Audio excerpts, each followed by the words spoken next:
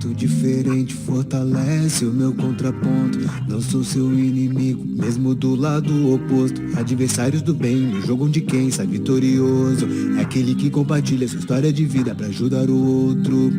O mundo parou, mas eu não quis descer. Em meio ao caos eu só quis vencer. Reinventando, transformando, sendo mais consciente, pra que minha história lá no futuro seja exemplo de case. Do caos ao case, do caos ao case, do caos ao case, do caos ao case, do caos ao case, do caos ao case, do caos ao case, do caos ao case.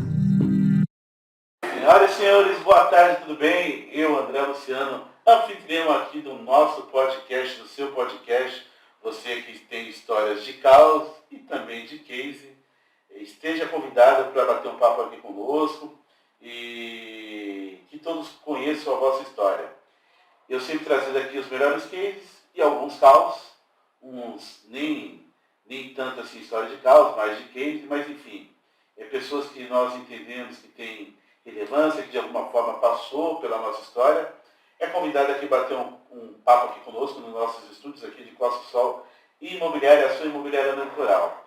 Hoje trago aqui para vocês um canário que fala, um menino de Praia Grande, ele que está aí Brasil afora, né, explorando na sua nova atividade laboral, produzindo eventos, mas que no passado muita gente ele ajudou a reproduzir a população de Praia Grande, porque ele tocava uma lata, cantava, e as pessoas beijavam, se relacionavam, e assim a população de Praia Grande foi se multiplicando.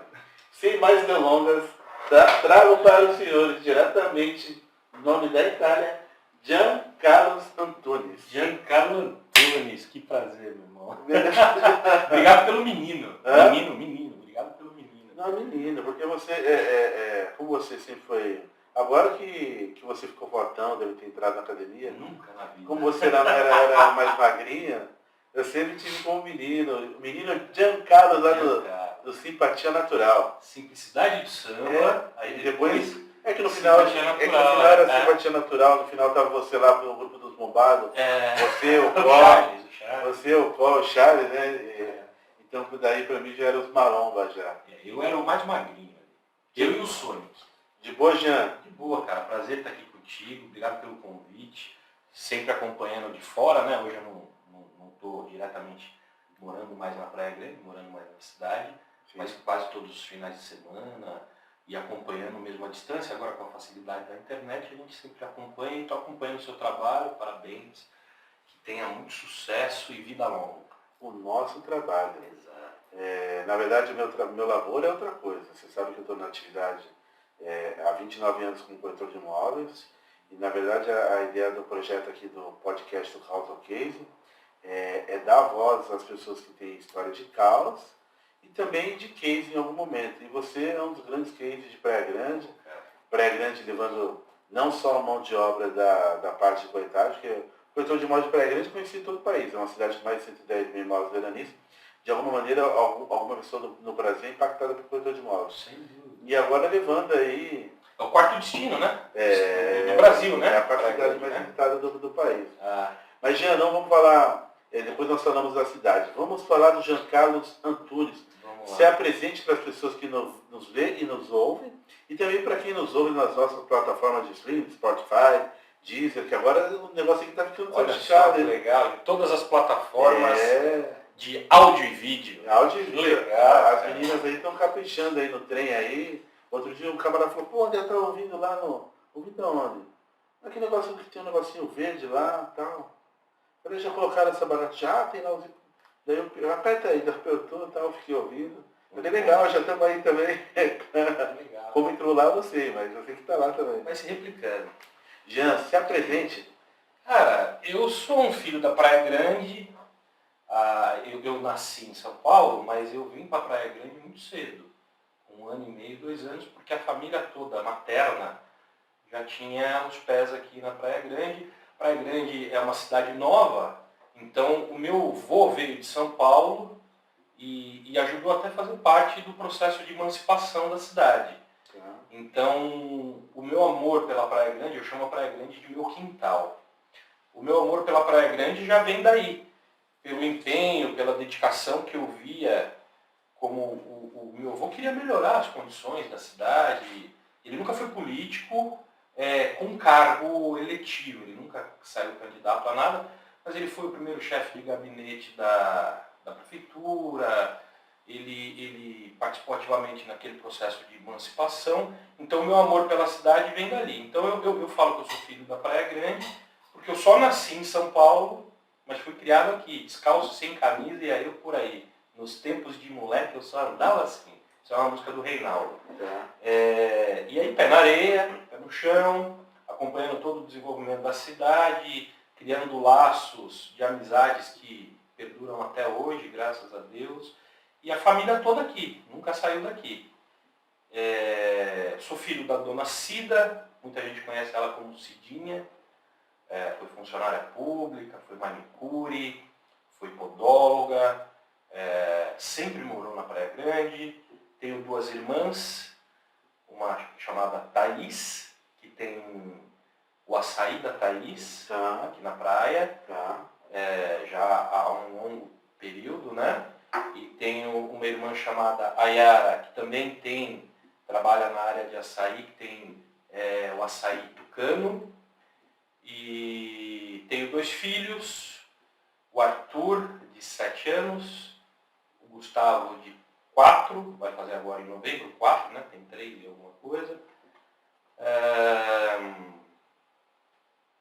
Fiquei na praia até, acho que os 24, 25 anos, e aí fui para São Paulo para trabalhar definitivamente.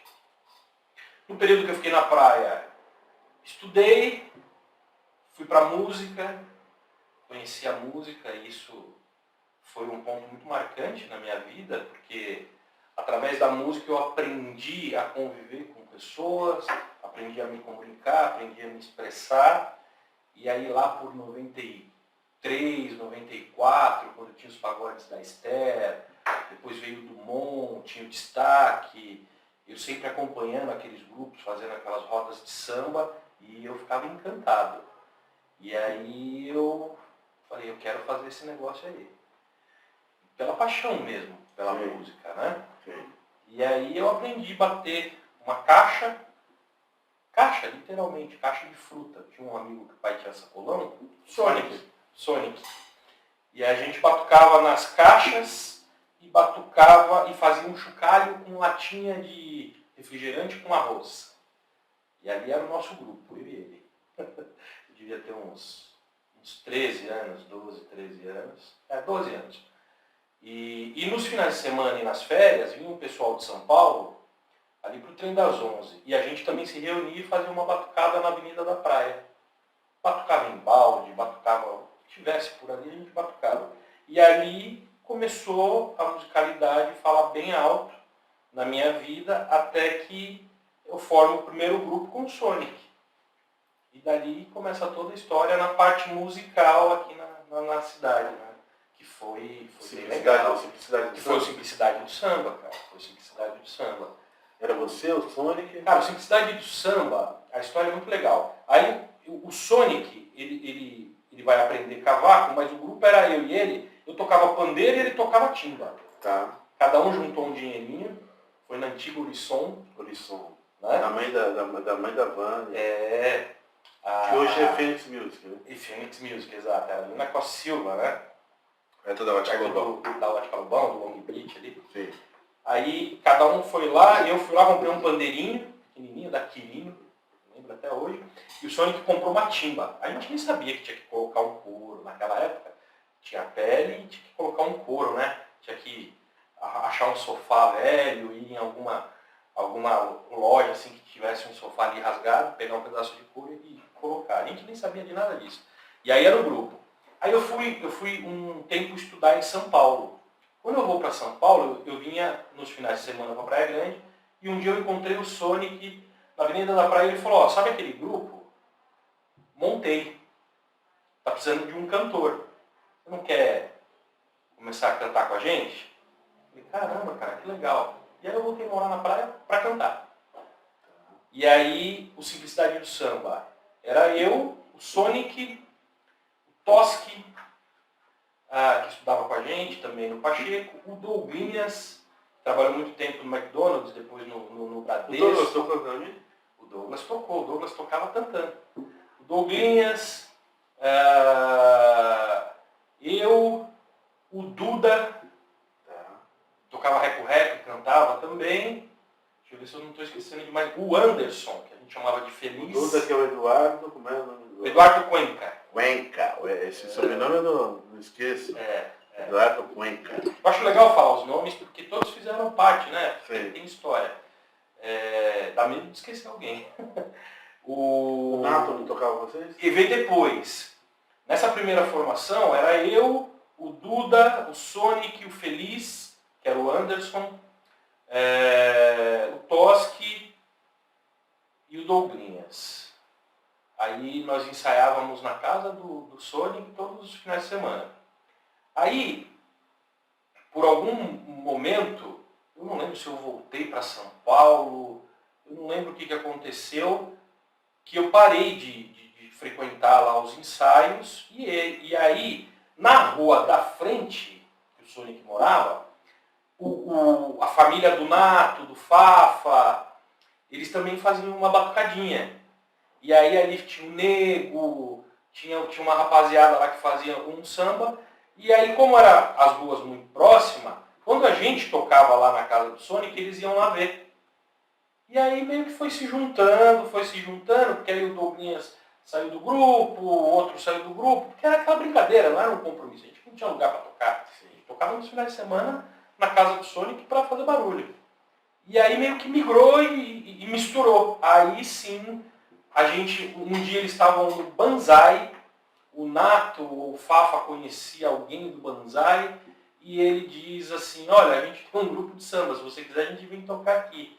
O cara falou, pode vir, vem sábado. E aí foi assim que o Simplicidade começou a tocar em algum lugar. Na época o Banzai nem tinha música, a gente fez uma correria danada para conseguir instrumento, para conseguir equipamento de som.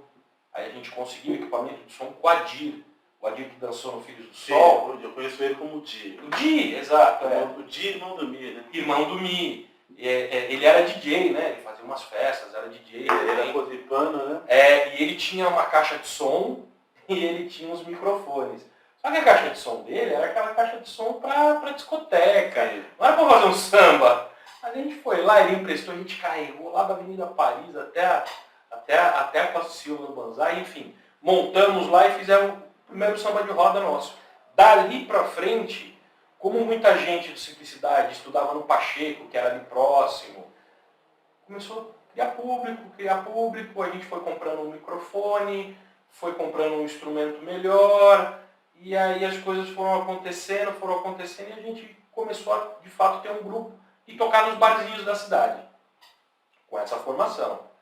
Aí, passado um período, a gente recebeu um convite para ir fazer a abertura do show do Exalta Samba e de um Toque a Mais, lá no antigo Pier 7. Lembra do Pier 7? Lembro.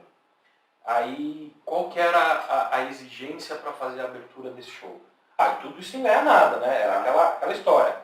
Tocava, no final ganhava uma pizza, um refrigerante e valeu, obrigado. Isso que tá tudo E a certo. gente queria tocar, a gente queria mostrar, fazer barulho, mostrar a nossa arte, né? Todos muito novos. E aí, a exigência para poder fazer a abertura do show do Exalta Samba e do Um Toque a Mais era que a gente fosse fazer um teste. Qual era esse teste? Tocar um samba de roda lá na parte de baixo do Pier 7. E se a gente fosse bem, se o público gostasse, aí a gente ia ter a chancela para poder fazer a abertura do show. E aí nós fomos, e foi uma barata. E aí, para ir fazer esse samba de roda, a gente levou teclado, levou mais um cavaco, levamos uma bandinha assim de apoio, né? E aí foi muito legal, o pessoal gostou, Já deu uma engrossada no caldo, né? Exatamente. E aí nessa engrossada de caldo, o pessoal gostou e a gente fez a abertura desse show. Dali pra frente a gente começou a ter três barzinhos para poder tocar, e aí surgiu o FECOM. O FECOM foi um momento muito marcante para nós. O Lica fazia aqueles festivais.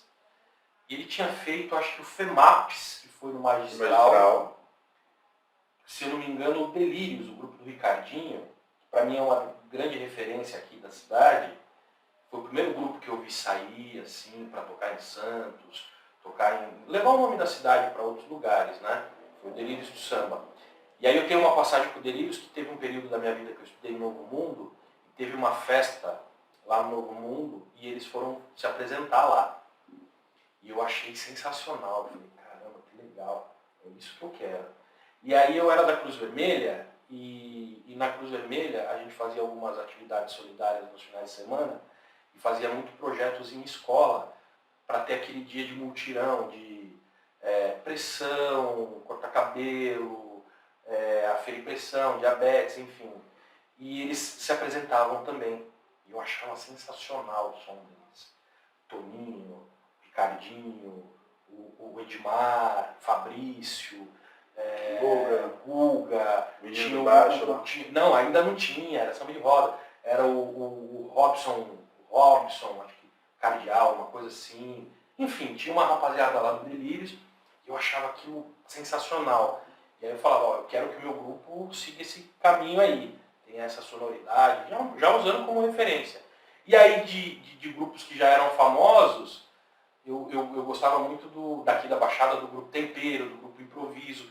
E o grupo Improviso, o grupo Delírios do Samba, foi fazer esse FEMAPS, lá do Lica.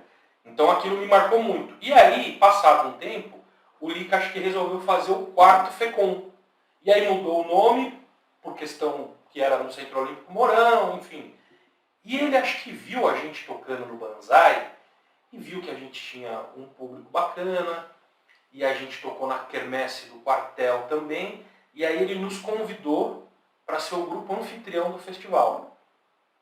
Todas as sextas-feiras, antes das apresentações dos grupos que iam participar das eliminatórias, a gente fazia um show para aquecer o público, para levar um público nosso já também. Era o grupo da casa. Boas-vindas para quem estiver assistindo. Exatamente. E para o grupo que viesse participar das eliminatórias, da disputa do festival, não entrasse com o público frio, né? Já tivesse ali o público aquecido, já tivesse tempo de chegar a sua torcida, enfim.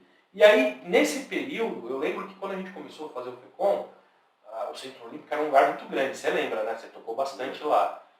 O Centro Olímpico é um lugar muito grande e a gente tocou para 30, 40 pessoas.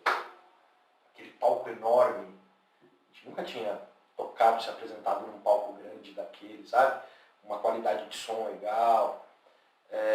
E aí assim, ali a gente já engrossou bem o caldo. Aí ali a gente já tinha contrabaixo, já tinha bateria, já tinha uma banda de apoio já completinha, né? E foi muito bom porque a gente começou ali com 40, 50 pessoas, foi passando as sextas, cada vez mais aumentando o público,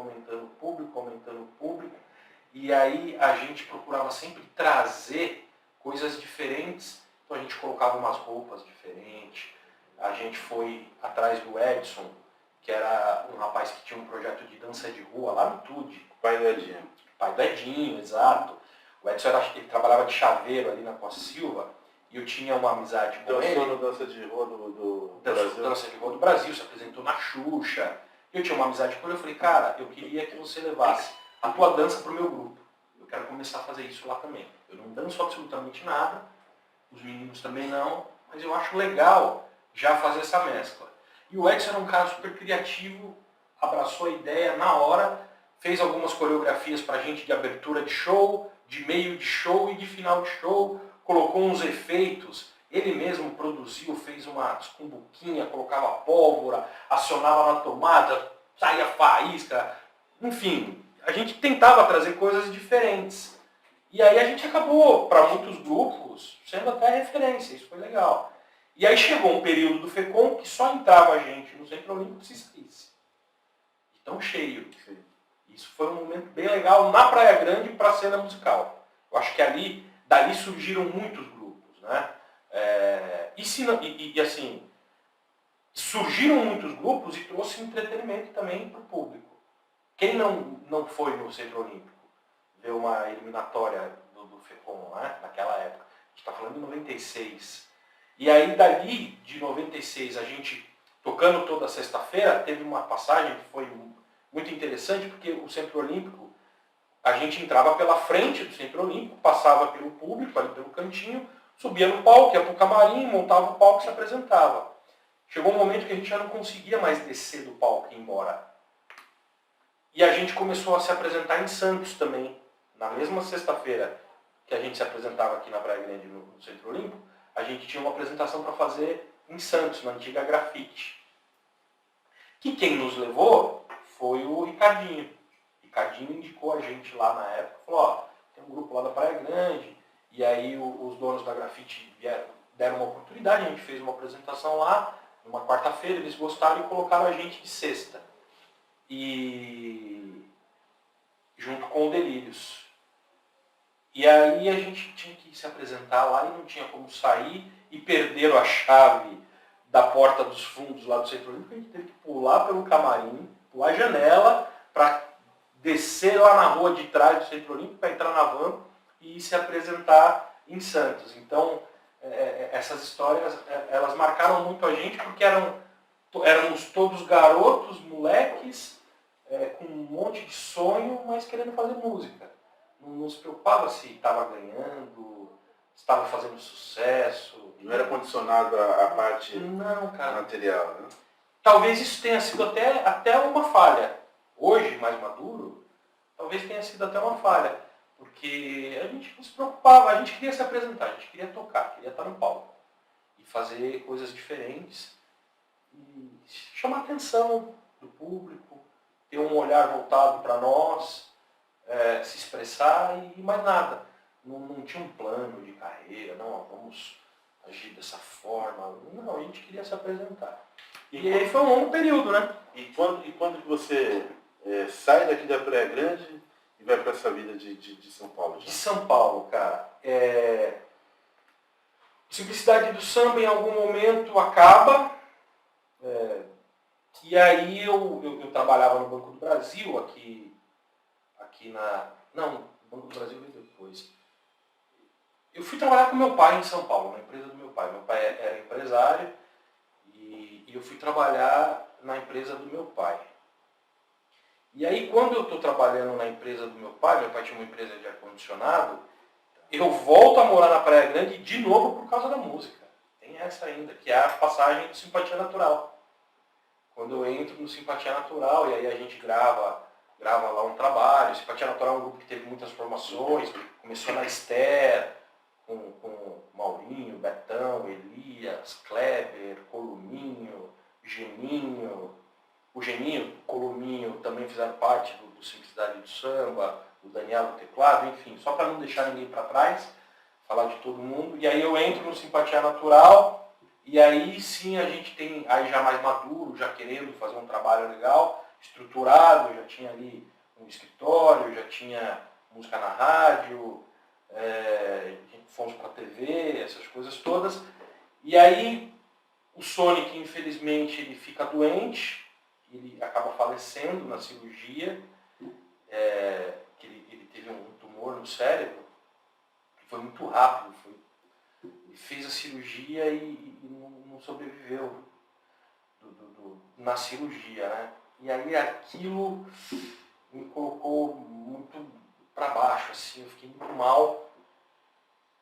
E aí eu falei, eu vou para São Paulo e vou trabalhar. Eu não tinha muita oportunidade de trabalho aqui na Praia Grande. Praia Grande é uma cidade que ou você vai trabalhar na praia, ou você vai trabalhar na prefeitura, ou você vai trabalhar no comércio. Basicamente, na minha época era assim, não tinha muitas oportunidades. E aí eu trabalhava no Banco do Brasil, E eu saí do Banco do Brasil e fui trabalhar na empresa do meu pai em São Paulo para oxigenar mesmo, para recuperar, para esquecer um pouco aquela dor da perda de um amigo, de muitos anos, de muita história. E também precisava trabalhar, precisava me ocupar com alguma coisa, eu fui trabalhar com meu pai. Aí o meu pai também estava querendo parar a empresa, eu não me encontrei muito na área. Você fazia o que lá com o vosso pai? Eu comecei, cara, aprendendo a lavar peça de ar-condicionado. Lavava as peças de ar-condicionado, depois a instalação, manutenção. E aí quando eu vi, eu estava na área comercial. Fui para a área comercial e a área administrativa. E aí, num determinado momento, eu estava administrando a empresa já. Já tinha uns 18, 19 anos. Aí já estava administrando a empresa, mas eu não me encontrava, não era aquilo. Eu queria alguma coisa que eu pudesse criar. E aí surgiu um amigo que falou assim, olha, eu faço eventos. Se um dia você quiser fazer alguma coisa, eu consigo te encaixar lá. Você tem alguma experiência? Eu falei, cara, eu fui cantor, eu fui músico, eu sempre lidei bem com o público, já trabalhei na área comercial, na área de atendimento, no banco eu fazia atendimento. Porque no banco você fazia o quê? No banco eu comecei como aquele posso ajudar, que ficava ali fora. Aí de posso ajudar, eu passei para dentro da agência, atendendo os clientes na parte de empréstimos consignado. E aí eu bolei dentro do banco uma campanha, existiam os PABs na época, e aí a gente tinha um PAB do Banco do Brasil lá dentro da garagem da Piracicabana. Eu fiquei lá uma semana atendendo todos os motoristas, enfim, todos os funcionários da Piracicabana, falando dos empréstimos consignados já em folha, aquela história toda, e liberando crédito. Eu comecei internamente na agência nessa área. E aí, dali, eu comecei a fazer a parte de... na parte da gerência, mas voltada para empréstimos. E aí eu saí do banco, porque fui para São Paulo, não consegui uma posição em São Paulo, a minha agência era aqui na Costa Silva, né? E aí eu fui para São Paulo. E aí eu comecei a namorar também, com a minha esposa hoje. E aí quando eu começo a namorar, minha esposa já morava em São Paulo. Então no final de semana eu subia, no final de semana eu descia. E aí o meu pai ficou doente, falou, pô, preciso de alguém para tocar a empresa, então eu saí do banco, fui unir o útil ao agradável. A namorada já é de São Paulo, o meu pai está lá em São Paulo, precisa de alguém para tocar a empresa. Fui para São Paulo para tocar a empresa do meu pai, não me encontrei, para resumir, não me encontrei na área, aprendi tudo, desde limpar a peça até fazer uma instalação, mas aí fui para a área comercial, administrativa, não me encontrei. E aí um amigo do meu cunhado trabalhava com eventos e falou, ó, cara, eu trabalho com eventos, se você quiser fazer uma experiência, vai ter um evento aí tal dia, eu coloco você. E aí, falei, cara, me encontrei. Eu fiz esse primeiro trabalho como promotor, só ajudando ali, entregando um flyerzinho, falando da campanha para as pessoas que eu precisava abordar. E aí eu gostei muito. Dali surgiu a possibilidade de uma outra ativação para fazer locução no palco. E aí esse rapaz já sabia que eu tinha feito música, que eu já tinha cantado.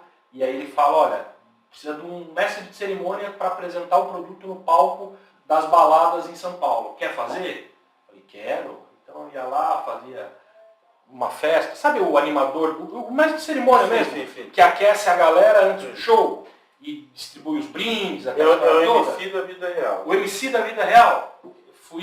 Fiz isso nesse trabalho. E aí depois já comecei a supervisionar a equipe, então eu fazia a parte da locução e fazia a parte da supervisão da equipe também, que tinha uma parte de degustação, que era um produto, era uma bebida alcoólica. Então eu subia no palco, falava do produto e enquanto eu falava do produto, lá embaixo no público tinha as degustações. Então eu já comecei a supervisionar essas equipes também, e aí quando eu vi eu já era supervisor, aí eu comecei a aprender um pouco da área de produção, porque eu sempre fui muito curioso. Legal, tem um uniforme, tem os equipamentos para degustação, tem o layout todo da campanha, como é que isso é feito? Quem faz? Não, quem faz isso é o produtor. Ou então eu quero aprender esse negócio aí também.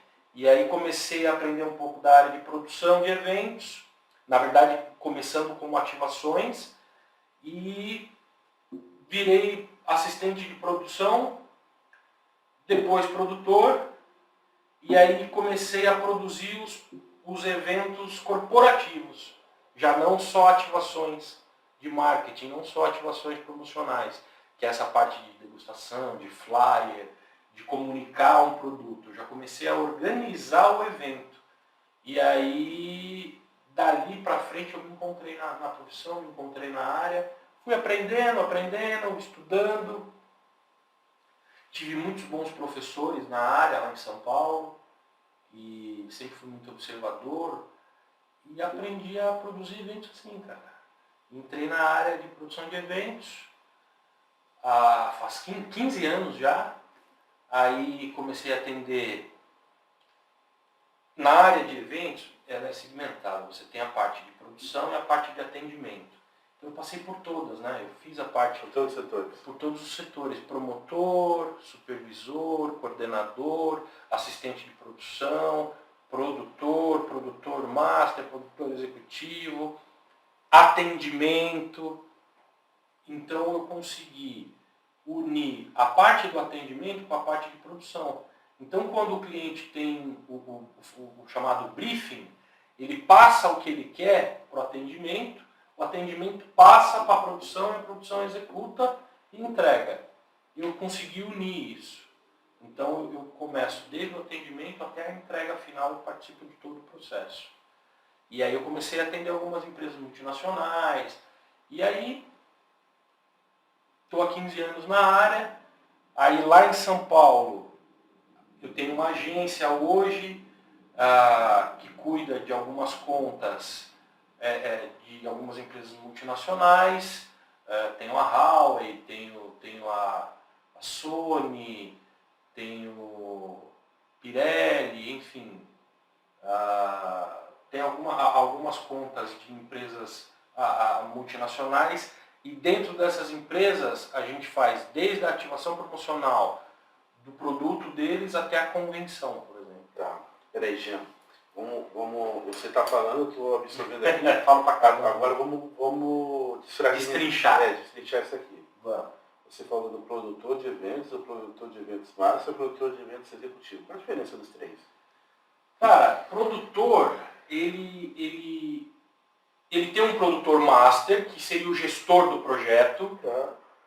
Esse produtor, gestor do projeto, passa para você, que é o produtor, para você executar a cotação de um item que vai fazer parte do evento, a planilhar o evento, a estruturar o evento, a procurar melhores fornecedores. Isso é o que o produtor faz. E respondendo para um produtor master. Porque às vezes o projeto é muito grande e aí você tem que segmentar. Então eu, como produtor master, eu faço a gestão do projeto, mas na parte de áudio, você é o meu produtor de áudio. Então tudo que é referente a áudio, você que vai cuidar. Na parte de alimentos e bebidas do evento, eu vou ter um outro produtor, que é um produtor específico para cuidar de alimentos e bebidas.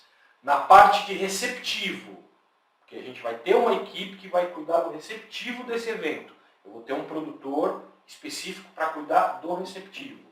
Quem que é o produtor master? O produtor master é o que gerencia todos os produtores e conhece o projeto e faz a gestão do projeto. Produtor master e produtor executivo é basicamente a mesma coisa. O produtor executivo seria o diretor do projeto todo. Ele que faz tanto a ligação do atendimento do cliente com a produção. Então eu, como produtor executivo, entendo a sua necessidade, entendo o que você precisa, Provisiona aquilo. faço o planejamento disso.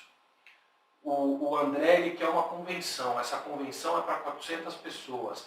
Para montar uma convenção para 400 pessoas, eu preciso começar a trabalhar numa pré-produção 60 dias antes. O que eu vou precisar para fazer dessa convenção? Eu vou precisar. Aí você começa a elencar. Isso é o planejamento do projeto. Aí você elencou tudo, fez o planejamento do projeto, aí você começa a montar a equipe de produção que vai participar desse projeto, são os produtores. Tá. Então eu trago o André para ser o meu produtor, eu trago outra pessoa para ser o produtor de alguma outra área específica e montei o meu time de produtores. São muitas pessoas envolvidas no projeto. Então por isso que tem essas divisões. Mas basicamente, assim, a grosso modo seria isso. Hoje eu faço a parte de produção executiva, sou o gestor do projeto e administro os outros produtores que estão linkados com o projeto. E aí, desde o planejamento financeiro, desde a criação do layout do projeto, eu sento com o pessoal da criação e crio o conceito do projeto. Então esse projeto ele vai ter uma identidade visual. Quem faz a identidade visual do projeto é a pessoa do departamento de criação da agência.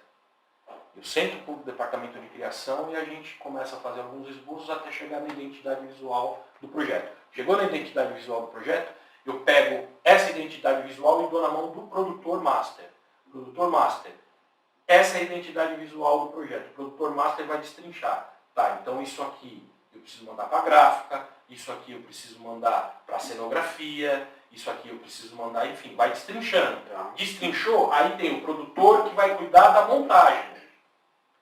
Se for um stand, tem que montar o stand, tem o produtor de montagem, que vai receber essa identidade visual, que vai receber esse projeto, e através do projeto ele vai acompanhar as empresas que vão montar o stand, para ver se está montando tudo de acordo com o que foi vendido para o cliente, de acordo com o que está no projeto. Esse é o produtor de montagem. Tá, daí você fala o que foi vendido para o cliente. Aí é que tá. Daí você fala que você, no seu caso, você faz a produção master e a produção executiva. A produção master e a produção executiva é mais ou menos a mesma Sim, coisa. porque daí você fecha com o cliente. Mas como que você consegue estar fazendo uma aferição para chegar no número, que aquele número não se perca nem para cima nem para baixo? Porque na hora de valorar os itens. Isso, eu vi um projeto vosso, daquele da Malve, né? Qual? Celular lá Da Huawei. Da Huawei. Isso. E era um showroom, né? Era um showroom. Você fecha um serviço daquele hoje, em agosto, e a entrega em dezembro. Essas coisas alteram direto o valor, madeira, alumínio e tal.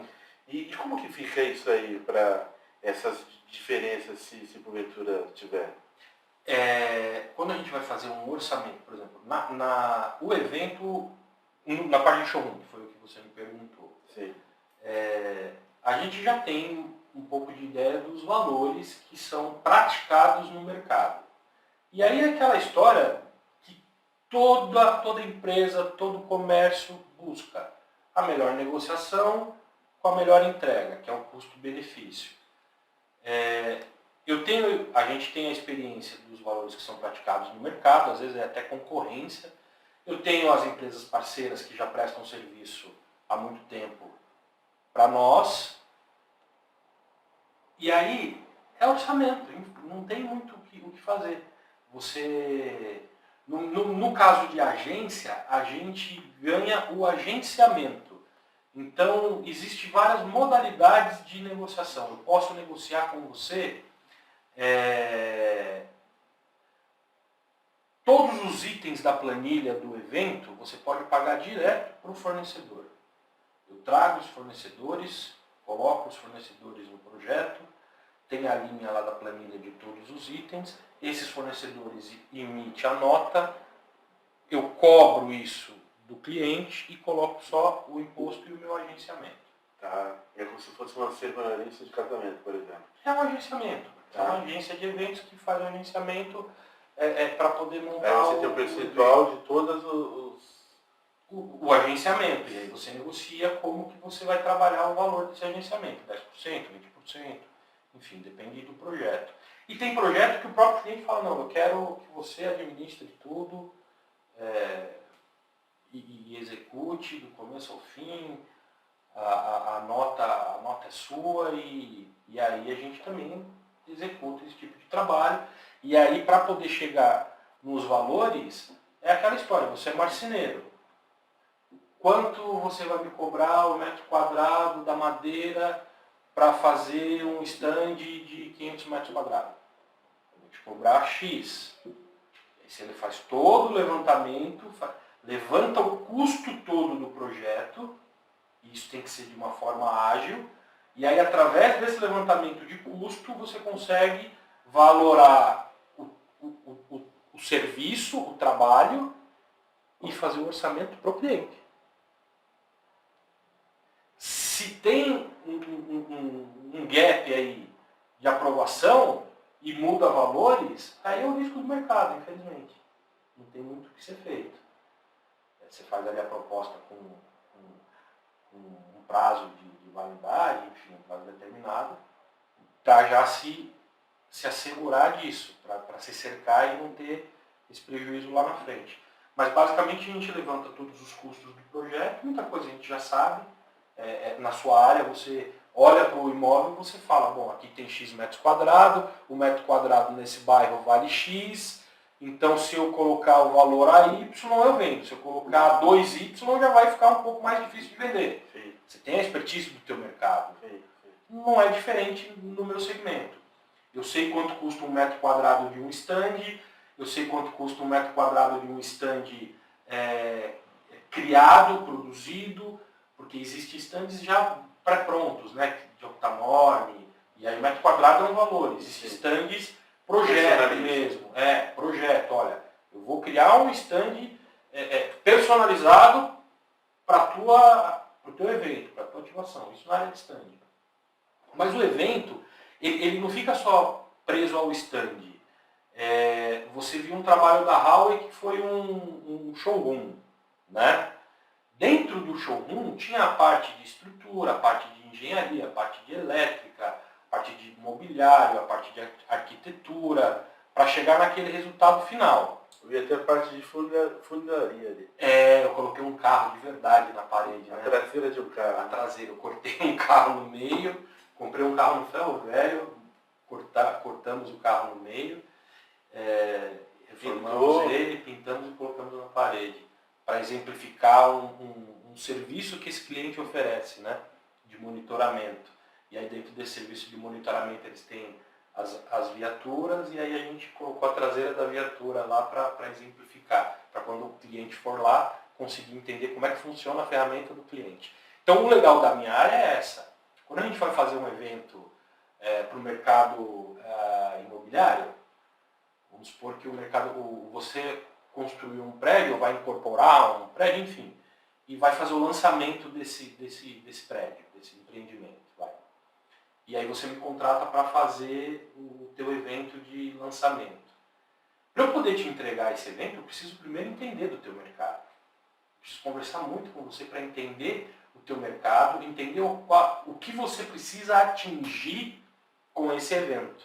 Então você acaba aprendendo um pouco de tudo, um pouco de cada área. Então hoje eu aprendi um pouco de tecnologia, porque eu atendo clientes da área de tecnologia, eu aprendi um pouco de construção civil, na parte de obra, porque eu fui para construir showrooms. Na época, um dos meus clientes, eles gostavam muito dos layouts que a gente criava para os eventos, e aí eles pediram para a gente fazer um projeto para o showroom, acabamos ganhando a concorrência, e aí eu me vi tendo que ser eu me inspirei muito num técnico de futebol. Eu não sou engenheiro, mas o técnico de futebol também, às vezes, não joga bola. Mas ele consegue montar um time bom. Então eu também posso ser um técnico e montar um time bom. Eu não sou engenheiro, mas eu posso contratar um bom engenheiro. Eu não sou arquiteto, mas eu posso contratar um bom arquiteto. Eu não sou da parte de elétrica, mas eu posso contratar um bom cara de elétrica. E aí, junto com esse time, aí eu venho com o meu pessoal de cenografia, que aí eu conheço, meu pessoal de marcenaria, que aí eu conheço, com o projeto, a criação, aí já fica um pouco a minha área. Então eu consegui montar um time legal, consegui fazer a gestão desse time e entregar um resultado legal. Isso na parte de showroom. Agora na parte de evento, não é só o stand. A gente participou de um evento com um stand de 1.000 metros quadrados que tinha mais de 20 ações simultâneas enquanto o stand estava funcionando no evento, na feira, que é a BGS, a maior feira de games da América Latina. Tá. Então imagina você montar, primeiro, qual é o processo? O que você precisa nos teus 1.000 metros de chão? Porque começa tudo assim, no chão. Tá? Eu tenho 1.000 metros quadrados à disposição. Então tá, o que você vai expor nesses 1.000 metros quadrados? Eu quero um palco, porque eu vou ter apresentações. Então se você quer um palco e você vai ter apresentações, quem vão ser as pessoas que vão se apresentar? Eu quero levar a celebridade. Então eu, como gestor de evento, eu vou contratar essa celebridade. Só que aí não é só contratar a celebridade, eu tenho que provisionar a saída da casa dessa celebridade para ela ir para o evento, o receptivo dela, o camarim dela, o horário da entrada dela no palco, quanto tempo ela fica no palco. Depois que ela sai do palco, ela recebe convidado, foto, entrevista, fala sobre o produto, porque se ela for falar sobre o produto eu tenho que brifar ela. Depois ela vai embora, vai para o mesmo lugar que nós pegamos ela, ou ela vai para outro evento, outro compromisso. Eu preciso disponibilizar um carro, uma van, ela vem com mais pessoas. Olha a complexidade. Isso para uma ativação de uma celebridade que vai fazer uma apresentação no evento. Ou seja, cada interação se chama de ativação. Ativação. Você consegue fazer isso sozinho? Não. Aí entra os produtores. Quem vai ser o produtor de artístico? O produtor do artístico vai ser o André. Quem vai ser o produtor de transfer? Porque vai ter os transfers, vai ter o traslado da casa para o evento, do evento para outro lugar. E se é mais do que uma celebridade? Essa logística toda. Então eu tenho o produtor de logística. Aí eu tenho já o comes e bebes do stand. Então tem o produtor do A&B, que é alimentos e bebidas. Só que esse produtor de A&B, ele vai ter que contratar o buffet, ele vai ter que ver qual é o cardápio que o cliente quer. Ele vai o cliente ou que a celebridade? Que o cliente quer. Aí, para o camarim da celebridade, aí já não é o produtor de A&B, aí é o produtor do artístico que vai falar o que o artista quer. O artista quer X cardápio. Aí esse produtor de artístico vai chegar para o produtor de A&B e vai falar, lá para o meu camarim, para o artista tal, é isso que eu preciso. Aí o produtor de A&B vai providenciar com quem? Com o staff, com o buffet que foi contratado, e às vezes você tem 4 buffets contratados no mesmo evento. Um buffet para cuidar só da alimentação do staff, um outro buffet só para os artistas, um outro buffet, porque senão também não dá conta. Então é bem complexo. Aí fora isso, tem a equipe de receptivo, que são as recepcionistas, são as meninas. Essas meninas, você tem que montar um casting, apresentar esse casting para o cliente aprovar, com todas as medidas das meninas, manequim, calçado. Elas vão usar o quê? Que tipo de vestimenta? Eu preciso mandar produzir essa vestimenta. Então isso tudo no projeto, na apresentação do projeto, já vai para o cliente. A opção que a gente tem é um vestido com esse layout, ou uma roupa assim com esse layout, com a marca da empresa, com o logo, tudo personalizado. Aí isso vai para uma confecção, a confecção produz isso, entrega para nós. Isso quem fez foi um produtor. O que o produtor executivo está fazendo? Está gerenciando todo esse processo. Está falando, olha, esse fornecedor está cobrando no uniforme um valor que a gente não tem isso no budget, a gente não tem isso de verba. Você não vai poder usar esse cara. Para esse item eu tenho X de verba. Então vamos procurar um fornecedor melhor. Aqui, mais barato. Um fornecedor mais barato. Aqui não é esse o caminho. Essa peça que você mandou rodar, ou um banner, ou uma lona, ou um painel, não está bem acabada, não está bem feita. Isso aí já vem o gestor do projeto, o produtor executivo. Então você dá o caminho, painel de LED, você vai falar com essa empresa, com essa empresa e com essa empresa.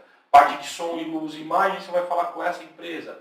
Parte de A e B, você vai falar com essas empresas. Parte de receptivo, você vai falar com essas meninas aqui e vai montar o casting com essas características, porque esse cliente gosta com esse perfil. Tem cliente que gosta de meninas mais comunicativas, rapazes mais comunicativos para fazer o receptivo. Tem clientes que gostam de postura mais séria, que não converse tanto, que só seja mais educado e acabou. Então você tem que entender o perfil do cliente. Tem cliente que não gosta daquela coisa toda pomposa, gosta de calça jeans, camiseta e a pessoa está ali trabalhando, ajudando, fazendo o que tem que fazer. Você tem que entender tudo isso. Então é bem complexo, não é só o stand, não é só o evento. Isso para um evento de stand que é uma feira. Aí tem convenção, tem lançamento de produto, tem ativações. Você pega um lançamento de um pneu da Pirelli, por exemplo, você tem que trazer todos os donos de lojas para participar desse evento, para conhecer o produto. O que você vai oferecer para esses caras? Esses caras têm lojas, têm redes, têm condições de ter qualquer... Você tem que produzir o que para entregar para esses caras? Você não consegue produzir nada. Você tem que trazer sensações, experiências. Então a gente fez o quê? Esse cara ia andar de Ferrari, mas ele pode andar de Ferrari na hora que ele quer. Mas ele vai andar de Ferrari no autódromo de Interlagos, com um piloto de Fórmula 3000 na época, e de Stock Car. Esse carro tem telemetria e ele vai dar uma volta instruída pelo piloto para melhorar o tempo dele. Sensações. Aí o cara vai. Não é só o brinde, não é só a viagem, não é o jantar, porque isso tudo ele tem condições de fazer, ele já tem na vida dele. Então o que eu preciso trazer para esse tipo de público, para esse evento? Experiência, sensações. Ele pode fazer tudo isso sozinho. Ele, de repente, não vai conseguir fazer isso com os amigos dele de rede. E é legal. Ele está fazendo um network também. Então, cada evento tem a sua característica, a sua peculiaridade. E aí o meu papel é destrinchar tudo isso, é ser o técnico, literalmente. Quem vai jogar na lateral direita, mas o lateral direito ele vai ser ofensivo, ele vai ser defensivo, ele vai ultrapassar a linha no meio de campo. E aí você vai destrinchando e vai posicionando as peças. Tá, vamos destrinchar aqui já. Vamos. E traduzir para o pessoal que está nos vendo e nos ouvindo. Vamos lá. Vocabulário próprio aí. Gostaria que você explicasse para o pessoal o que é casting, o que é vou brifar o cliente e as ativações. Tá. Casting é time, equipe. Tá. Você tem Para ele dar aula para ele. Você tem o casting de um filme. O casting da Rede Globo. Quem é o casting da Rede Globo? Os atores. Os atores da Rede Globo é o casting da Rede Globo. Tá. Os funcionários, a equipe, isso é casting. Na minha área, tem infelizmente, porque eu não gosto muito, tá? Para ser bem sincero, muitos termos em inglês.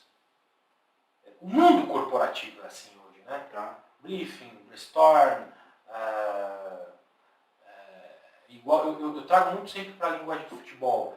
Antigamente era overlap, agora é reduzir, diminuir, enfim.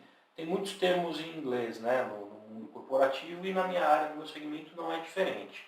Eu como eu fui uma pessoa que aprendi na lida, tem hora que as pessoas falam algumas coisas que até hoje eu falo, que isso? Quem pergunta quer saber. Eu não sei o que você está falando, não. Traduz para mim, por favor.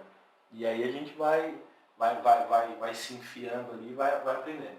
Mas casting é isso. Briefing, você perguntou, né? Sim, brifar o cliente. Brifar o cliente. Na verdade, o cliente brifa a agência. Ele diz a necessidade dele. Quando chega o briefing, a gente fala, chegou um briefing de um novo projeto. Chegou o que o cliente precisa. Ali ele aponta todas as necessidades que ele tem.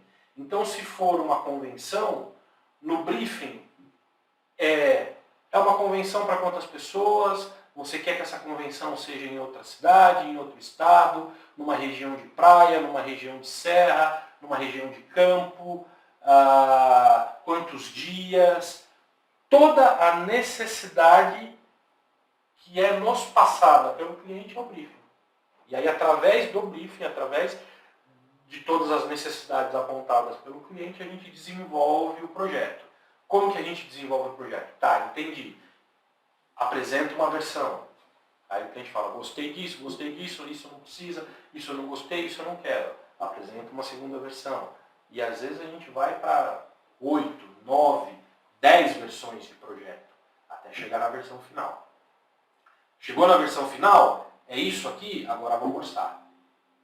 Aí a gente faz todo o levantamento de custos. Por exemplo, agora para essa convenção que nós fizemos em Natal, no resort, no Vila Galé, na Praia de Touros, eram 350 pessoas de todos os lugares do Brasil, desde a emissão do aéreo até o retorno dessas pessoas, a gente que cuidou de tudo. Então a gente cuidou das ativações na convenção, eram 3 unidades de negócios, então eles chamam as unidades de negócio, elas são segmentadas, então você tinha um tipo de ativação para uma unidade de negócio, um outro tipo de ativação. Então, sempre falando de uma empresa só, mas na verdade de 3. Só que no momento a gente juntava todas essas unidades de negócio para fazer uma ativação só. Então, o que são ativações? No caso de uma convenção, eu vou, no primeiro dia, é o dia que todos eles chegam, já teve todo aquele processo de emissão de aéreo, eu já entendi quantas pessoas chegam no horário determinado, então ali já vai ter a van ou o ônibus para pegar esses passageiros que desembarcaram e ir para o resort. Só que eu preciso ter um receptivo dentro do aeroporto para receber esses convidados. Então eu personalizo um receptivo dentro do aeroporto de destino, não de origem, porque de origem são várias. Tá. Então, na origem eu não consigo, porque às vezes Tá. numa determinada cidade vai ter 3 pessoas saindo, na outra 5, na outra 4. Então, na origem, Você vai para a ponta do funil. Na origem, as pessoas receberam já o seu e-ticket, receberam o seu aéreo, uma carta comunicando qual vai ser o passo a passo, como que ele tem que se portar, como que ele tem que... enfim. E aí ele vai, embarca, aí chegou no destino, nesse caso era Natal, que fica a 200 quilômetros, 100 e poucos quilômetros de Touros. Então ele chegava em Natal, aí no aeroporto de Natal tinha uma equipe para receber esse pessoal. Eu já tinha isso tudo em planilha, já tinha tudo isso planificado junto com a equipe. Então a gente sabe que nesse voo chega 10 pessoas. 10 pessoas um micro-ônibus atende. Então já tem lá um micro-ônibus esperando essas 10 pessoas. Essas 10 pessoas passam pelo receptivo, recebem as boas-vindas, já recebem um kit de boas-vindas, um welcome kit, já recebem um kit de boas-vindas e vão para o transfer. Do transfer, eles já recebem um guia turístico falando das peculiaridades da região, vão para o resort. No resort, eles fazem o check-in, se hospedam, e aí, no primeiro dia de ativação, todas as unidades de negócio, eu vou juntá-las. Então, olha quantas ativações eu fiz nesse processo. Uma ativação, a recepção desses 10 passageiros que chegaram nesse voo dentro do aeroporto. Isso é uma ativação. A ativação de transfer. O ônibus que está levando esses caras para o resort. A ativação de welcome kit, de boas-vindas. Teve um kit que foi comprado, que foi produzido, que foi montado para entregar para essa pessoa. É uma ativação, tá? Dentro do evento. Embarcou esse camarada, chegaram no hotel. Boas-vindas no hotel e check-in desse cara. É mais uma ativação. E aí, a grande ativação do dia, eu vou unir todas essas unidades de negócio e vou trazer um palestrante, vou fazer uma ativação. Eu, por exemplo, nesse evento eu fiz uma ativação com uma escola de samba. Qual que era a ideia? Mostrar que uma bateria de escola de samba funciona como uma grande empresa multinacional. Eu tinha 3 unidades de negócio e quase a maioria não sabia tocar nenhum instrumento. E aí eles aprenderam a tocar uma unidade o surdo, a outra unidade a caixa, a outra unidade o chocalho. E aí eles juntaram os instrumentos e deu uma escola de samba. Se eles usarem isso no dia a dia deles, na empresa deles, a empresa deles também cresce. Eles vão começar a trabalhar de forma integrada. Sim. A proposta era essa. O mesmo objetivo, cada um. A proposta era essa. Então isso foi uma ativação. Hora um vai evoluir, hora outro não, mas vão manter. Vai ter o cara que vai tocar um chocalho melhor que o outro. Mas se esse cara que toca o chocalho melhor que o outro chegar nele e falar, ó, vem aqui, ó, é assim, ó como tá bom, já agregou valores, e se ele colocar isso no dia a dia, enfim, aí tem todo um speech, tem todo um discurso, tem toda uma fala do palestrante para falar, olha, tá vendo? Vocês chegaram aqui, vocês acharam que simplesmente vocês iam ver uma palestra e vocês aprenderam a tocar um instrumento, vocês aprenderam a juntar esses instrumentos para fazer um ritmo. Isso pode ser colocado no dia a dia de vocês em benefício da empresa. Mais ou menos a ideia era essa. Todos em prol de uma só música. Todos em prol, e aí foi feito um samba enredo, contando a história da empresa. Pegaram os funcionários mais antigos, os colaboradores mais antigos da empresa, contaram um pouco da história, eles mesmos fizeram um samba enredo, esse samba enredo foi apresentado, e aí foi feito um show, com passista, com a bateria, porta-bandeira, fizemos uma bandeira personalizada, como se fosse o porte-estandarte de uma escola de samba, era da empresa, e aí a gente mostrou para esses convidados, o tema da convenção era todos juntos. Isso foi criado por nós também na apresentação do projeto. Todos juntos. E aí a gente mostrou que o todos juntos é isso.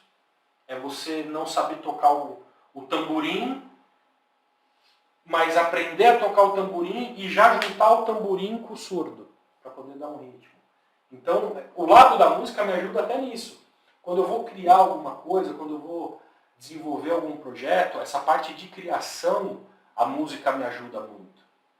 Porque aquela parte criativa que eu tinha lá atrás, no Simplicidade do Samba, no Simpatia Natural, de usar uma roupa diferente, de colocar os banquinhos dentro do nosso show. A gente tinha uma parte do show no Simpatia Natural, que era aquela música Tua Boca, do Belo, que eu chamava, todos os grupos costumavam chamar uma menina no palco para cantar. Alguns davam uma rosa, alguns...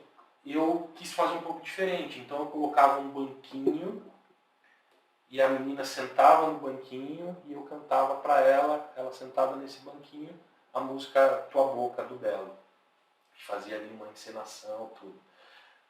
A gente usava umas calças diferentes, fazia... A mãe de alguém, ó, faz uma costura aqui pra gente, faz um negócio aqui diferente. Então essa parte criativa lá de trás, ela me ajuda até hoje. Ela me ajuda até hoje. Para quando eu vou criar os projetos. Então, porra, por que eu tive a vontade de pegar um carro no ferro velho, reformar, cortar na metade e pôr na parede? É aquela parte criativa de tentar fazer diferente, né? Bacana, gente. Sempre entregando, eu brinco que eu falo assim, ó, sempre entregando o meu melhor, porém ninguém constrói nada sozinho. Se eu não tiver uma boa equipe comigo, se eu não souber reconhecer os valores nessa equipe, o potencial nessa equipe, eu particularmente, o evento não brilha, o evento não acontece, e aí logo o meu trabalho também não acontece. Bacana. E vocês fazem trabalho, você falou de Natal, vocês acabam fazendo trabalhos e eventos no Brasil todo. Brasil todo. Já teve oportunidade da gente orçar até para o Chile. Evento para o Chile, já teve oportunidade de... mas não foi para frente. Mas Brasil, eu conheço as 27 capitais do Brasil.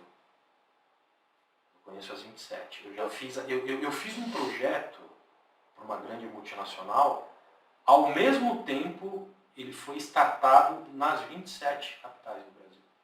E eu visitei todas.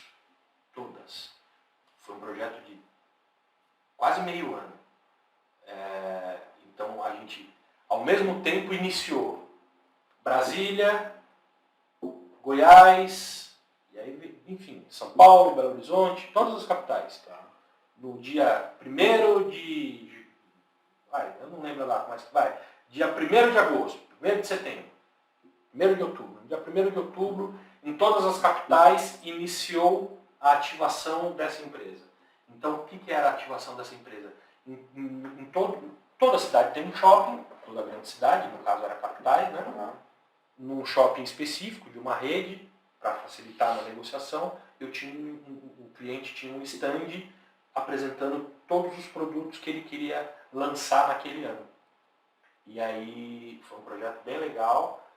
E aí nesse projeto eu conheci o Brasil todo, mas vira e mexe a gente está viajando, cara. Agora essa convenção foi agora em Natal, em Touros, né?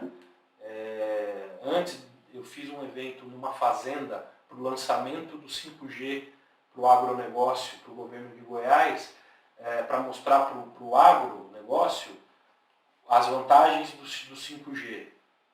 Então nada melhor do que você ir para uma fazenda, colocar uma torre de 5G nessa fazenda onde não tinha sinal de internet e montar um evento lá. Então eu peguei um campo de futebol que tinha dentro dessa fazenda, escolhida pelo cliente, aí monta-se uma tenda, montei uma tenda de quase 2.000 metros quadrados. E aí painel de LED, telão, banheiros, buffet, toda aquela estrutura de um evento, como se você fosse fazer aqui no PDA, tá? Mas num campo de futebol montando uma arena. E aí foi o governador de Goiás, foi o presidente da Câmara dos Deputados, enfim, foi bastante gente, porque era um evento do governo, e foi em Rio Verde, que é 300 quilômetros de Goiás. Antes desse, fiz Brasília, o lançamento também do 5G em Brasília, lá no Palácio do Planalto. Depois de Brasília, antes de Brasília, isso esse ano, né? Esse ano fui a Rio de Janeiro, teve Rio Verde, teve Brasília, teve Natal, enfim, está sempre viajando. Quantos funcionários hoje na empresa já? Cara, direto 8, né? Mas, por exemplo, para esse projeto de Natal, foram 20. Internos, 20. Eu tinha 4 meninas para cuidar da emissão dos aéreos, tinha mais 2 meninas para enviar todos os tickets de aéreo com a carta explicativa, aí tinha uma para cuidar de logística, aí um produtor para cuidar da parte de criação, um produtor para tocar o projeto, eu fazendo a gestão do projeto, mais um para criação, aí lá em campo se transforma essa produtora que ficou cuidando de emissão de aéreo, você coloca ela como artístico lá no dia do evento, no período do evento, foram 5 dias de evento, então o evento foi de segunda, terça, quarta, quinta e sexta, mas eu chego sempre 3 dias antes. Então, para esse projeto foram 25. Desses 25, mais os 8 lá na base, né, que a gente fala, mais os 8 fixos. Recepcionista, um produtor, mas de acordo com o projeto, você tem o teu staff. Num evento, dependendo do porte do evento, você chega a ter 200 pessoas. Já trabalhei em evento com 350 pessoas, eu liderando ali 350 pessoas, fazendo a gestão de 350 pessoas. E já tive eventos startados ao mesmo tempo, de ações promocionais. Por exemplo, você vai lançar uma caneta nova. E você vai lançar essa caneta nova em 350 PDVs. No mesmo dia, no mesmo horário, inicia. Sabe, tipo campanha de televisão? Sim. Que no mesmo dia todos os canais de TV vai passar a mesma propaganda? Sim. A gente faz isso, às vezes, com alguns clientes. Já startei 350 ativações ao mesmo tempo. No Brasil todo. De forma sincronizada. Já fiz. Num evento como esse, o staff gira ali diretamente em 25 pessoas, mas dessas 25 pessoas que estão diretamente no projeto, eu tenho a empresa que fornece o painel de LED e cuida da iluminação e do som. essa empresa já tem mais 15. Aí eu tenho o buffet que foi contratado. No caso, nesse evento não tinha buffet porque era a própria alimentação do resort, né? Tá. Mas quantas pessoas estão envolvidas lá na cozinha do resort para atender esse evento de 350 pessoas? Tá. Então, se você vai ver no final, o número de pessoas que passaram por isso é enorme. Você falou de 8 a 20 pessoas, forma fixa, e às vezes tem eventos, né, que você aí vai para 350 pessoas de modo simultâneo. Aí começou a pandemia lá em março de 2020. Como que foi? Cara, primeiro que a gente nunca imaginava passar por um período desse, né? Só em filme, né? Uma loucura. E aí, eu ouvi no começo muita gente falando, isso vai ensinar as pessoas, aí falando mais do lado pessoal, vai ensinar as pessoas. Não sei se ensinou, não sei se na verdade acabou revelando de fato muita coisa, porque as pessoas ficaram mais... Quiser encher para nós aí, Jean, pode ficar à vontade. Tá? Vamos. Ainda mais que você Aqui, ó. Tá com a cabeça cheia que ontem... Não vamos falar de futebol. O Flamengo deu um pau no Corinthians. Apesar que ele deu pau que não deixou o Corinthians ver a bola, né, Jean? Não vamos falar de basquete hoje? De futebol.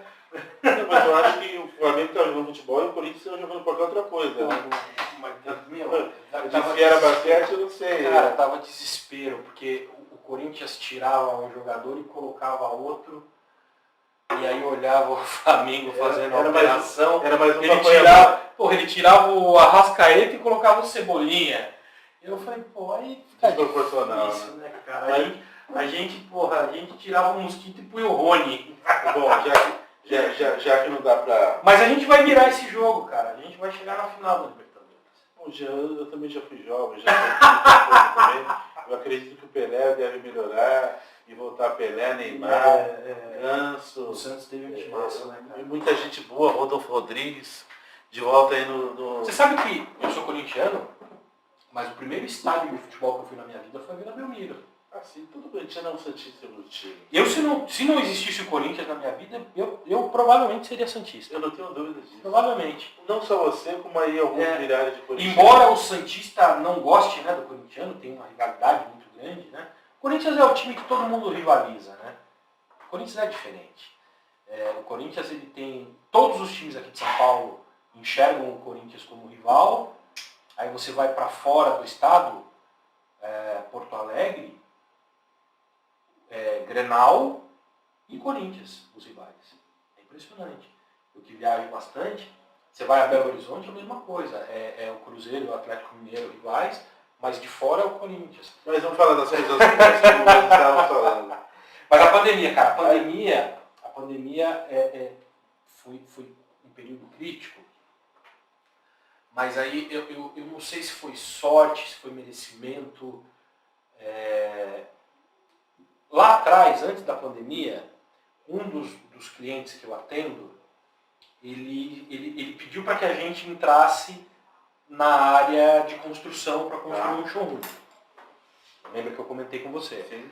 E aí a gente acabou participando ali da concorrência, ganhamos e entregamos o showroom. Quando veio a pandemia, pararam todos os eventos. E aí eu falei, eu sempre fui muito controlado, então eu tinha ali um caixa, uma reserva, que segurava um ano. E eu falei, não vai ser mais que um ano esse perrengue todo. Então, vai dar para manter as minhas despesas, vai dar para manter a minha estrutura, que não é tão grande assim. Eu tenho um modo de viver simples, não tenho aquela necessidade de ter barco, de ter Ferrari, de ter imóvel na praia, no campo, na fazenda. Eu sou um cara tranquilo. Então eu tinha ali uma reserva e falei, vai dar. E aí a parte de obra, a parte da construção civil não parou. Como as empresas estavam paradas, trabalhando todos em home, o que começou a acontecer? Eu quero revitalizar a minha sala de reunião. Chama o Jean. Pede pro Jean fazer um projetinho. Aí eu fiz um projeto para revitalizar uma sala de reunião de um dos meus clientes, que eles já tinham visto a entrega do primeiro showroom. Aí o cliente falou, bom, já que está tudo parado, a gente precisa construir mais um showroom lá na fábrica de Sorocaba. Vamos participar da concorrência, ganhamos a concorrência, executamos mais uma entrega de showroom para um outro cliente. Poxa, eu quero trocar a fachada do meu galpão. Participamos, ganhamos, entregamos uma fachada nova lá. E aí, cara, a gente ficou esse primeiro ano inteiro da pandemia trabalhando muito. E aí se dividiu. Eu fiquei muito nessa parte de obra, de construção civil, acompanhando e fazendo a gestão do projeto, e um pouco em lives. Que aí as lives cresceram muito, né? Só que você produzia live também? Também. Mas você produzia o que? O cenário, o som? Depende da necessidade do cliente. Teve projetos que toda a live foi produzida por mim. Desde o conceito, do cenário, da locação, da transmissão, dos artistas contratados, tudo feito por mim. Jean manja dessas baratas todas aqui, não? Cara, como eu te falei, o técnico às vezes não foi um bom jogador, mas ele sabe montar. Então já vai ajudar, porque eu tô... Mas eu entendo, você tem que ser obrigado a montar, né? Nós estamos mudando algumas coisas aqui, né, Camille? Sim. Então vai ter que nos ajudar aqui algumas coisas aqui. É fácil. Nós vamos querer mudar até para dar uma entrega melhor. Né? E eu vou te contar um segredo. É fácil porque o que eu não souber, a gente sempre conhece alguém que sabe. Sim, com certeza. Nós vamos dar passagem. Tem uma live que eu vi você produzindo a do pé, né? A do pezinho, do Fórmula do Samba. Ali, então, a live do pezinho foi uma live específica porque eu não fiz toda a produção. Foi fragmentado. Teve o pessoal da transmissão, que foi um pessoal, teve o pessoal, eu fiz mais ali a parte de cenário, a parte de cenografia, mas participei. Fiz lives, por exemplo, com o Bruno Marrone, para um cliente específico. Não sei se eu posso ficar falando o nome dos clientes, mas enfim. Por mim sim. Fiz para Porto Seguro, por exemplo, fiz lives. E não só lives musicais, lives, cursos, convenções online, até para as empresas passar segurança para os colaboradores. Então, vários tipos de live, mas essas lives musicais eu fiz algumas também, mas confesso que eu fiquei mais na área da construção, na área de construir os showrooms. Então eu fui para Brasília para revitalizar um escritório que era um andar inteiro, entreguei 3 showrooms, e aí esse período de um ano e meio foi bastante trabalho nessa área, e aí quando começou a retomar agora, né, os eventos, agora a gente está se estruturando novamente, a gente aprendeu muito como trabalhar com equipes reduzidas, mas sem perder a qualidade de entrega. Então, por exemplo, eu não preciso ir para a agência hoje todos os dias, não tem necessidade. A gente é um pouquinho mais velho, a gente ainda gosta do contato. Sim, né? sim. Por mais que tenha toda essa modernidade que facilita muito o WhatsApp, essas coisas, eu ainda sou aquele cara que liga. Tem amigos meus que falam, pô, hoje em dia receber uma ligação é a mesma coisa que receber um eu te amo. Eu também tenho esse problema. Eu ligo, cara, eu gosto de olho no olho, eu gosto de falar, eu gosto de ouvir voz. Eu acredito muito em conexões, em troca. Então esse negócio de ficar escrevendo. É por isso que você está aqui hoje, senão nós estaríamos numa live. Exatamente. Pelo Instagram, ou qualquer uma outra, né? Foi um período muito difícil, muito duro para mim a pandemia por isso, cara. Por perder esse contato, sabe? Eu encontrei com o Krigor, que era cantor do Exalta Samba, né? Que hoje tem carreira solo, e o Krigor é um cara fantástico. Ai, meu coração dói demais. Essa música é linda. Né? Linda. Posso sentir a cada beijo seu. Arrepiou. Forte desejo no lampejo, eu te adorando. Apesar que eu gosto essa música é maravilhosa, Salvadinho, que fez, é muito amigo da Demi. Mas eu gosto muito das canções do Pezinho também, que eu sei que você O Pezinho é um grande amigo. é bastante amigo dele esses dias. É meu vizinho. Ele colocou lá no Instagram para o pessoal marcar ele nas canções dele. E eu fiz questão de cantar uma música aqui que os meninos do Quintessência chegou a gravar.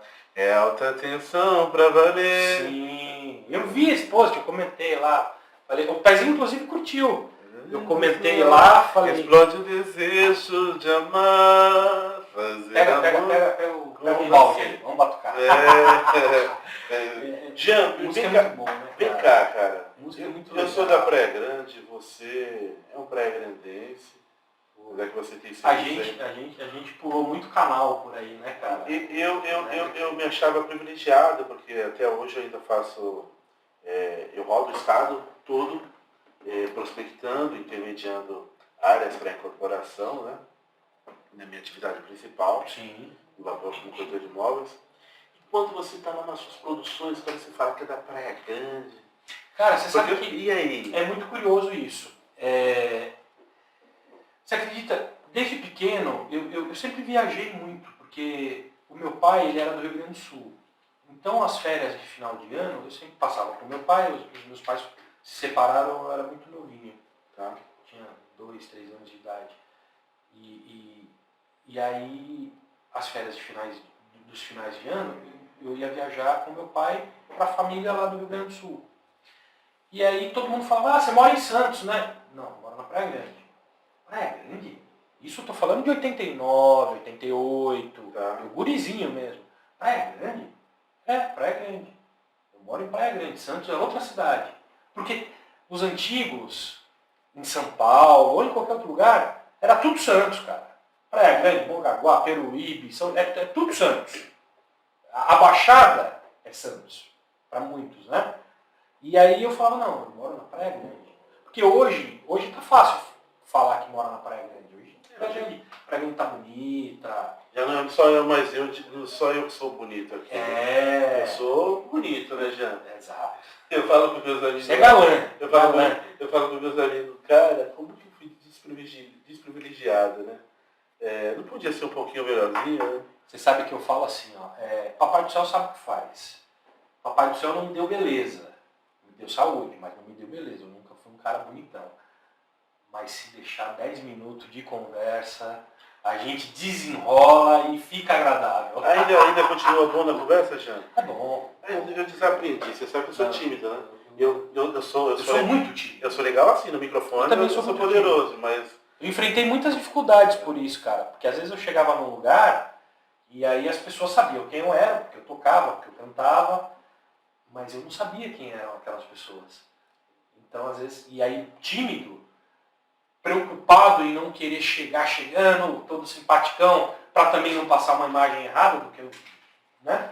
Então eu chegava ali no sapatinho, quietinho, e às vezes até as pessoas falavam, pô, o cara é meio fechadão, só cumprimenta meia dúzia de pessoas, mas na verdade eu cumprimentava quem eu conhecia. As outras pessoas sabiam quem eu era, mas eu não sabia quem eram as pessoas. Tá, mas eu te cortei. O camarada fazia uma macro gestão de... Não, você estava falando da Praia Grande. E o camarada é da Praia Grande. Então, eu nunca tive vergonha de falar que eu sou da Praia Grande. E quem está do outro lado, como que recebe isso? Eu nunca tive vergonha de falar que eu era da Praia Grande. Eu já arrumei até várias discussões em São Paulo, porque tem muita gente lá em São Paulo que ainda enxerga a Praia Grande como ela foi no passado. Muita gente, muita. É um pessoal preconceituoso mesmo, que vai só para o litoral norte, que a única praia boa do litoral sul é o Guarujá. E eu, como nunca tive vergonha, o meu tio é muito antigo na cidade, minha mãe é muito antiga, ela fala que desde a época dela, o pessoal ia para Santos, o pessoal falava, é da Praia Grande, já olhava diferente, sabe? E eu, não, cara, eu sempre tive tanta pureza em falar que eu era da Praia Grande, que eu era dessa terra, desse chão, e até hoje eu falo. E aí as pessoas costumam, como eu viajo o Brasil inteiro, eu costumo fazer algumas pegadinhas. Eu tiro uma foto aqui na Praia Grande e posto no meu Instagram e um monte de gente curte, um monte de gente comenta. Que lugar lindo! Só que eu não coloco a localização. Então as pessoas às vezes acham que eu estou em vários outros. Aí quando eu vejo que teve bastante curtida, aí eu vou e posto a mesma foto com a localização. Ó, isso aqui é Praia Grande. Eu chamo Praia Grande de meu quintal. Isso aqui é o meu quintal, isso aqui é a minha terra. Minha terra é bonita, minha terra tem muito a se melhorar? É óbvio. É óbvio que tem muito a se melhorar. Se a gente for entrar nessa parte, tem sempre alguns apontamentos. Mas a cidade é bonita. A cidade é agradável. Mas eu te pergunto no sentido empresarial, porque negocial, porque você fazer uma macrogestão de um determinado evento, você está falando de milhões. Sim. E o cliente está lhe dando milhões para administrar. Sim, esse último projeto ali, tem projeto que 4 milhões, 5 milhões, fácil. Pela demanda, né? E aí, daí o camarada lá do outro lado, ele se surpreende. Tanto o tomador como quem você está abaixo de você, que você está contratando, o camarada. Você, rapaz, é novo, jovem? Você sabe que eu levei muita gente aqui da Praia Grande para São Paulo para trabalhar na minha área, cara. Eu levei algumas pessoas. Tentei sempre colocar Praia Grande no circuito dos eventos. Às vezes até enfrento um pouco de dificuldade, mas, por exemplo, nessa ativação que eu te falei, que eu startei 350 PDVs ao mesmo tempo, para fazer uma ativação promocional, eu coloquei Praia Grande no circuito.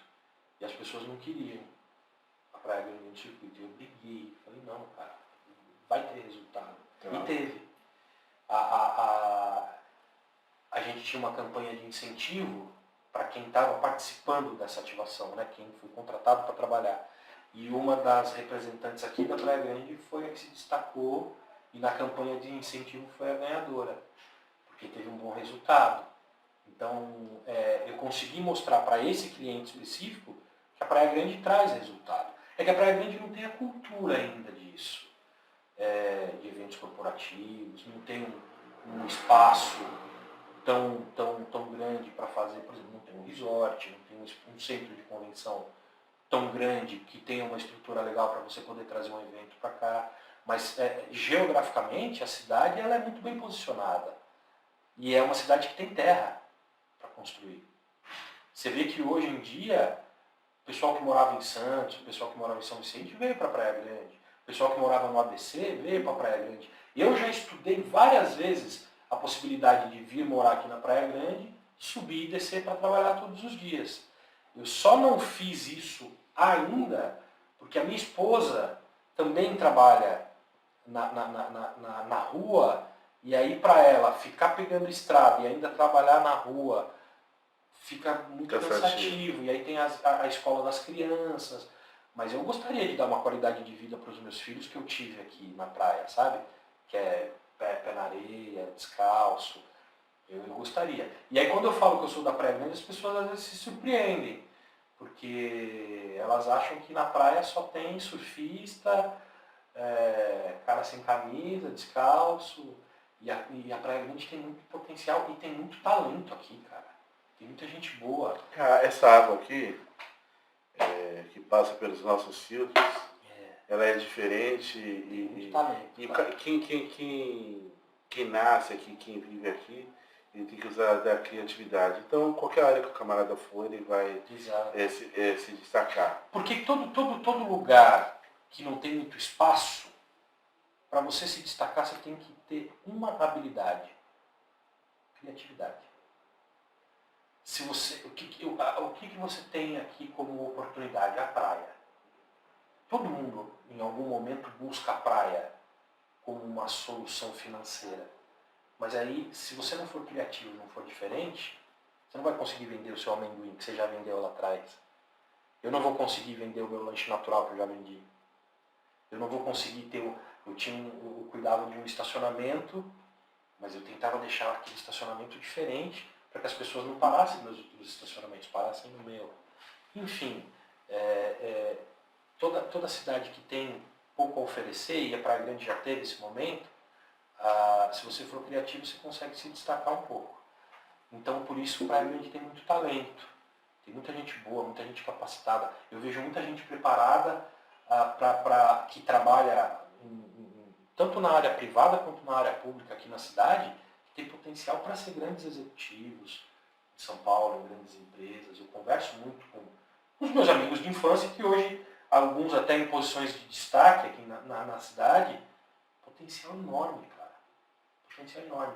E com isso a cidade cresce, mas as pessoas que estão vindo, né? Bacana, Jean, bacana. Eu tenho um baita orgulho da Praia Grande. Jean, legal. A Praia Grande nunca assim, ela me ofereceu, ela me trouxe todo o meu conhecimento, toda a minha bagagem. Eu nunca tive uma atividade aqui na Praia Grande. Eu sempre trabalhei para os outros aqui na Praia Grande. Mas ela me ensinou tudo, ela me preparou para enfrentar todos os desafios do Brasil todo que eu já passei.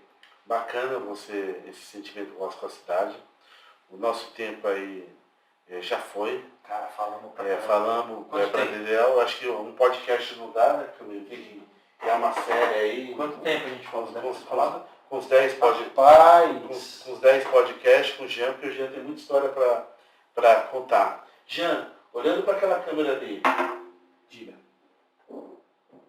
Deixa uma mensagem aí para quem está nos vendo, ouvindo, e agora também pelas plataformas de streaming. Estou até aprendendo a falar streaming. Olha só. Cara, é uma mensagem muito simples. Busque sempre a felicidade. A gente feliz, a gente consegue desenvolver e passar por qualquer situação. Busque a felicidade plena. Tente no seu interior descobrir a felicidade. A felicidade plena que eu digo, ela não é constante, porque não tem como a gente ser feliz o tempo inteiro. Mas se a gente está feliz, a gente produz melhor, a gente entrega melhor, a gente... você conseguir trabalhar na área que você gosta, você traz felicidade para as pessoas, você proporciona bons momentos para as pessoas. Então eu sempre falo, o importante de tudo é ser feliz. Sendo feliz, o resto a gente tira de letra, cara. Vai fácil. Quem quiser contratar a empresa do Jean, como faz para achar lá nas redes? No Instagram, Giancarlo Antunes Borges, telefone 11 9 7240 7192, Instagram, Facebook, é só colocar lá Giancarlo Antunes Borges que acha. E é isso, vai ser um prazer. Quem quiser entrar em contato, bater papo, fazer um projeto, conversar. Às vezes eu posso não prestar o serviço, mas a gente conversa, dá ideias. Dá consultoria, bebe água. Dá consultoria, bate papo, fica 2 horas conversando. Jean, vamos pedir aí para os seus amigos também curtir o nosso canal, comentar lá, excelente, compartilhar, se inscrever, né? Pessoal que me acompanha, né? Eu costumo sempre dizer, os amigos que me acompanham, que acompanham o meu trabalho, eu costumo sempre postar muito. Acompanhe o canal do André, é o Costa do Sol, podcast do caos ao case, trazendo sempre muita história de vida, muita resenha boa. Quem puder compartilha, dá o like, se inscreve. Já estou bom nesse negócio, né? A gente pega, eu estou pegando para você. Compartilha, se inscreva, dá o like, comenta, críticas, sugestões, manda pro André que ele desenrola. Jean. Irmão, obrigado, viu? Beleza de ter aqui. Gostou? Muita satisfação, bom demais. Foi bom para você? Excelente. Então tá bom. Muito bom. A resenha com você é sempre boa. Se foi bom para você, foi bom para todos nós. E é isso aí, pessoal. Muito obrigado e uma boa tarde. Valeu, gente.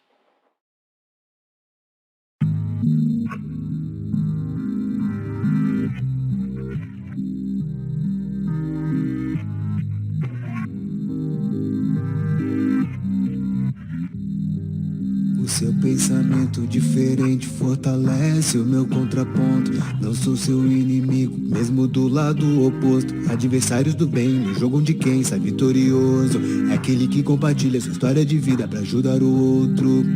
O mundo parou, mas eu não quis descer. Em meio ao caos, eu só quis vencer. Reinventando, transformando, sendo mais consciente, pra que minha história lá no futuro seja exemplo de case. Do caos ao case, do caos ao case, do caos ao case, do caos ao case, do caos ao case, do caos ao case, do caos ao case, do